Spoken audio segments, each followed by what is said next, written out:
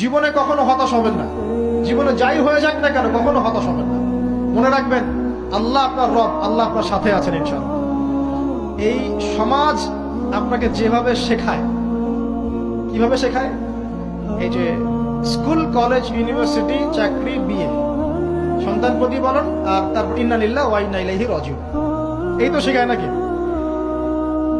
সবসময় মনে রাখবেন যে আল্লাহ রাব্বুল আলামিনের পরিকল্পনাই আপনার উপরে সবচেয়ে বেশি অগ্রাধিকার যোগ্য, সমাজের পরিকল্পনা নয়।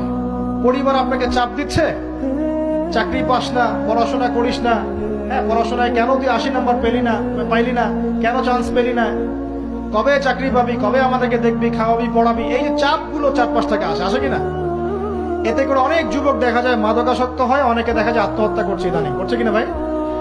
এই শব্দটা থেকে আমি এই পয়েন্টটা আজকে লিখেছিলাম যে ভুলেও আল্লাহর প্রতি বিশ্বাস এবং তাওয়াক্কুল হারাবেন না। সমাজ যেভাবে শেখায়, সমাজ চারপাশে যে চাপ আপনাকে দিচ্ছে, এই চাপে নিজে গা ভাসিয়ে দিবেন না।